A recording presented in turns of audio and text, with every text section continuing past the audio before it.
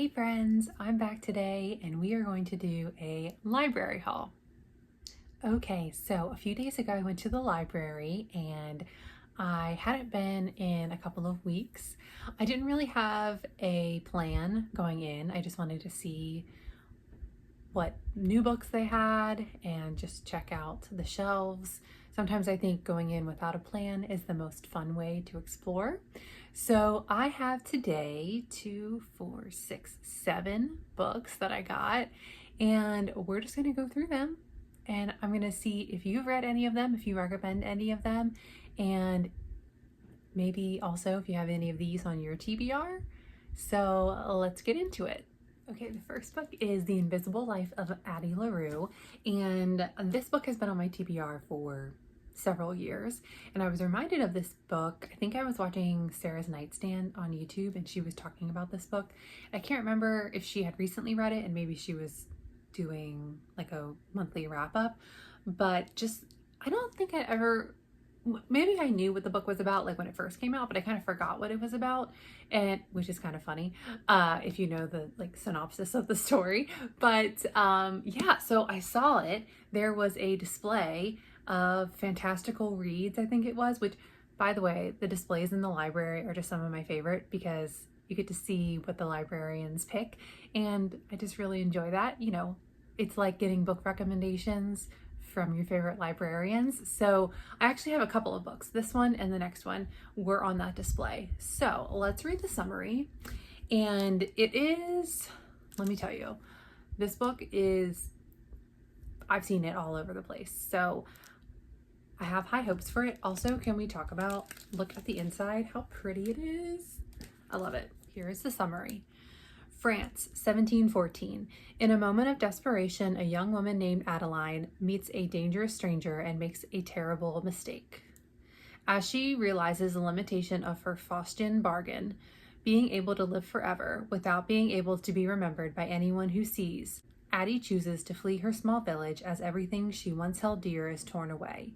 But there are still dreams to be had and a life to live, and she is determined to find excitement and satisfaction in the wide, beckoning world, even if she will be doomed to be alone forever. Or not quite alone, as every year on her birthday, the alluring Luke comes to visit, checking to see if she is ready to give up her soul. Their darkly thrilling game stretches through the ages, seeing Addie witness history and fight to regain herself as she crosses oceans and tries on various lives.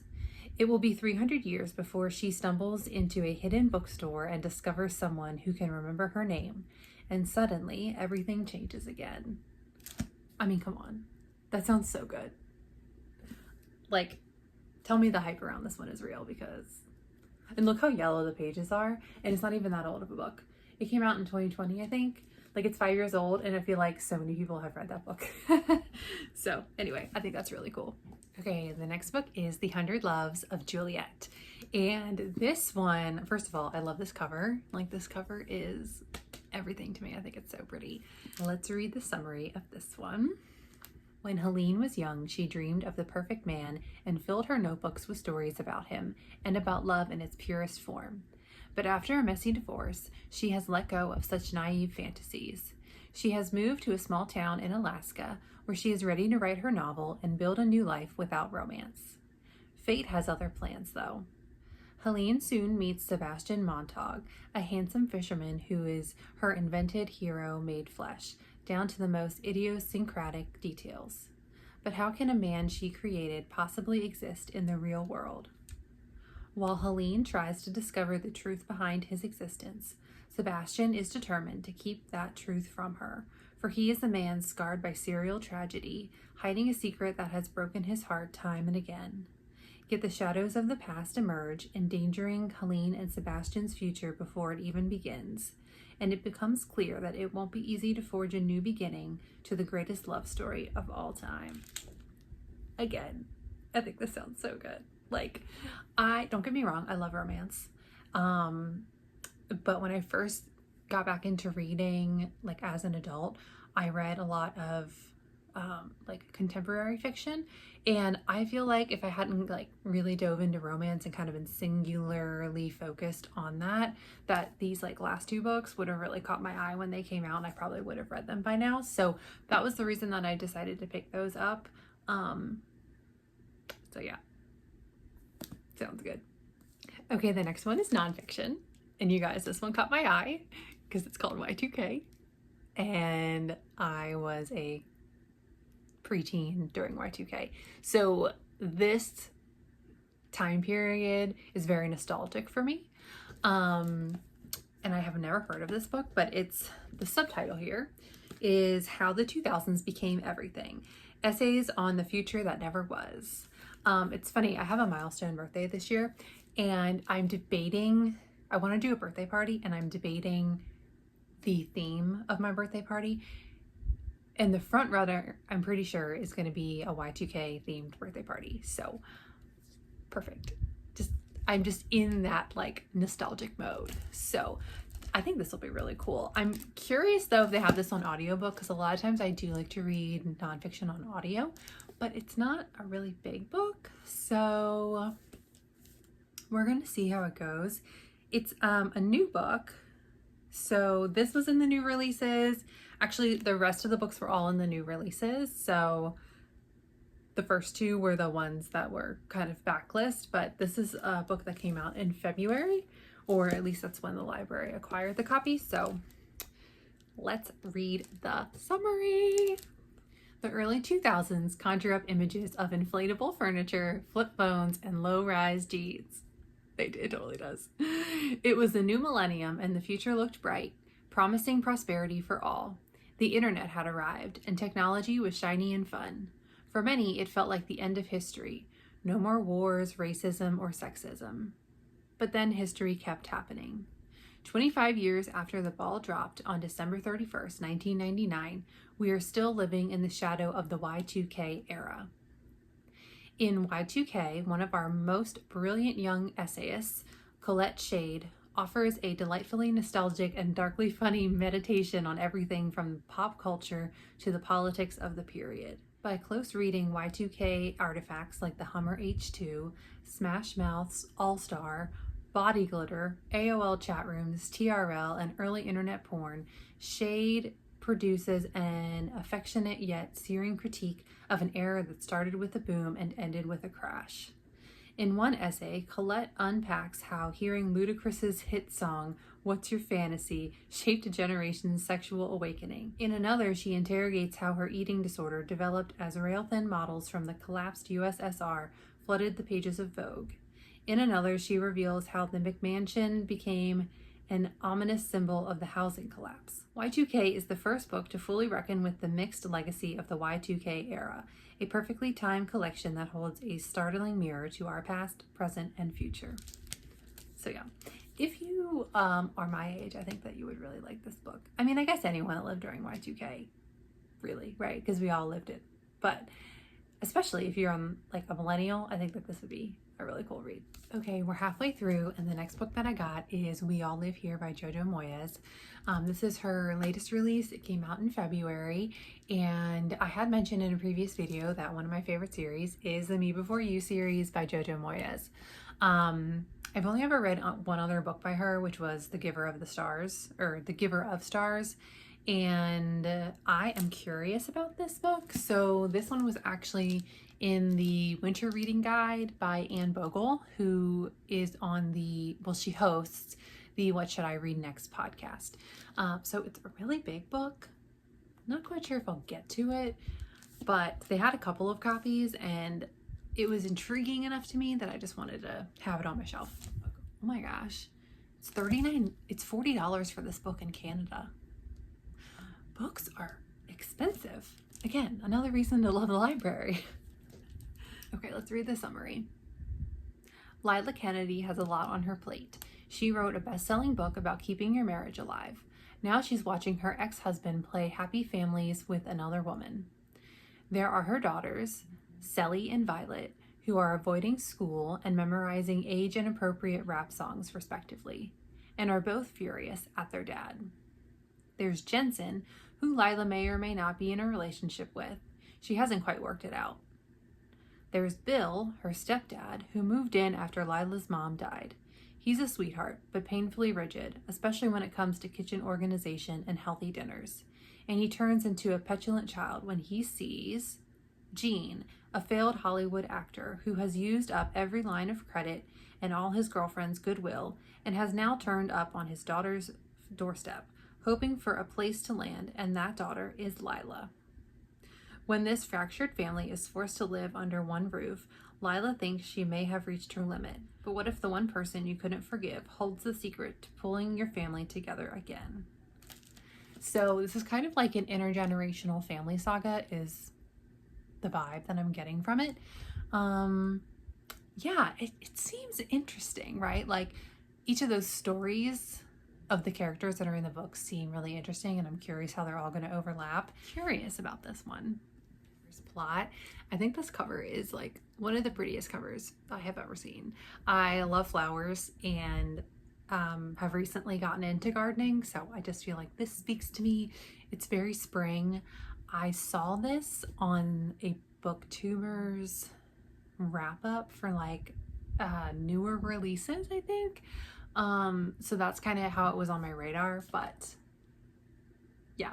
On the back, it's quoted as a must-read for anyone loving a gentle village-based mystery, which makes me wonder if it's set in England, because we know it's been established in my videos that I really like England, and I think it is. No, maybe it's not. No, it's in the Berkshires. Okay. Anyway, still cute. Let's read the summary. After life threw Maggie Walker a few curveballs, she's happy to be back in the small Berkshires town where she spent so much time as a child. Marlowe holds many memories for her, and now it also offers a fresh start. Maggie has always loved gardening, so it's only natural that she signed on to help Violet Bloom set up a community garden. But when opening day arrives, Violet is nowhere to be found, and the gardeners are restless. Things go from bad to worse when Maggie finds a boot buried in one of the plots, and there's a body attached to it. Suddenly, the police are looking for a killer, and they keep asking questions of Violet. Maggie doesn't believe her friend could do this, and she's going to dig up the dirt needed to prove it. Again, don't we just love the puns of cozy mysteries? They're like my favorite thing ever. So anyway, let me know if you've read this one and what you think, but I thought it was a really cute sounding book. And the last two books I have are romance, which shouldn't be a surprise to anyone because romance is my favorite genre. The first one we have is Back After This by Linda Holmes. I read her debut novel, and I think this is her third, so I haven't read the most recent one, but this one sounds really good. It's been on my TBR for a few months, ever since I heard about it. Okay, let's read the summary. Cicely Foster loves to make podcasts. She fiercely protects her colleagues, adores her friends, and never misses dinner with her sister. But after a disastrous relationship with a colleague who stole her heart and her ideas, she's put romantic love on hold. When the boss who disappointed her again and again finally offers her the chance to host her own show, she wants to be thrilled. But there's a catch. Actually, two catches. First, the show will be about Cicely's dating life. And second, she has to follow the guidance of influencer and newly minted relationship coach Eliza Cassidy, whose relentlessly upbeat attitude seems ready-made for social media, not real life. Cicely would rather do anything other than put her singledom on display or take advice from the internet. But when her boss hints that doing the show is the only way to protect a friend's job, she realizes she has no choice. To make matters more complicated, once she's committed to 20 blind dates of Eliza's choosing, Cicely finds herself unable to stop thinking about Will, a photographer she helped to rescue a very big and very lovable lost dog. Even though there are sparks between the two, Will's own path is uncertain, and Eliza's skeptical comments about Cicely's decision-making aren't helping. On the other hand, Will seems great, but on the other hand, don't they all? As Cicely struggles to balance the life she truly desires and the one Eliza wants to create for her, she finds herself at a crossroads. can Cicely sort through all of the advice and find a way to do what she loves without losing herself in the process. What I like about Linda Holmes books is their romance, but they're also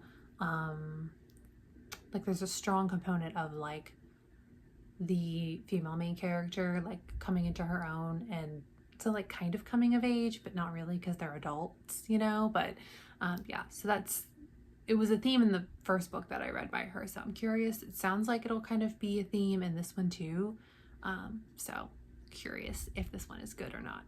Okay, and the last book is Sophie Cousin's new release, Is She Really Going Out With Him? This one came out in the fall. It has been on my radar since then, and I really liked two books by Sophie Cousins that I read. One I'm blanking on, but I will put the picture here. It's like purple and it's got a cover with two people who have suitcases. I can't remember the title. And then the second book that I read by her is Same Time Next Year, or This Time Next Year. And that one I really enjoyed as well. So 2 for 2 with her books. I'm pretty sure she has another book that I haven't read. I think this is her 4th. But I have a friend who recently read this and she gave it 5 stars, which makes me like want to read it. Oh my gosh, this is blurbed as How to Lose a Guy in 10 Days meets He's Just Not That Into You. So that sounds really good. Columnist Anna Appleby has left her love life behind after a painful divorce. Who needs a man when she has 2 kids, a cat, and an uncontested control of the TV remote? Besides, she'd rather be single than subject herself to the hell of online dating. But her office rival is vying for her column, and no column means no stable source of income. In a desperate attempt to keep her job, Anna finds herself pitching a unique angle. 7 dates, all found online, chosen by her children. From awkward encounters to unexpected connections, Anna gamely begins to put herself out there, asking out waiters, the mailman, and even her celebrity crush. But when a romantic connection appears where she least expects it, will she be brave enough to take another chance on love? I don't know, guys. Yeah, that sounds like a me book. It sure does. I don't love kids in a book. I gotta be totally honest. Like single parent tropes are just not my favorite. But I did read First Time Caller by B.K. Borison, and that one is like loosely inspired by Sleepless in Seattle. So the female main character in that book does have a child, and that child was also involved in like setting the mom up to go on dates. So that one went well for me. So I'm curious, you know, it's kind of similar with this one. It said that like she has 2 kids. So yeah, we'll see. Okay, that wraps up my haul. What do we think? I think it's a really good haul. I usually don't read every single book that I check out from the library, but you know what? That's okay. You don't need to. Still check out the books. It's a good thing. But I just feel like there is such a diverse group of books in this stack. Like, how am I going to choose what to read? All right, so let me know what you think I should read, and maybe also share in the comments the last book that you read from the library, and let's just share some library love. If you haven't lately, you should totally go to the library. If you don't have a library card, you can sign up for one when you go. It's free. And if you haven't used the library in a while, let this be your reminder to go. Look at all the cool books that they have. You never know what you're going to find. So until next time, be sure, comment, let me know that you watched this video, what you thought of it, and then you can also like and subscribe. I'm pretty sure it helps the algorithm.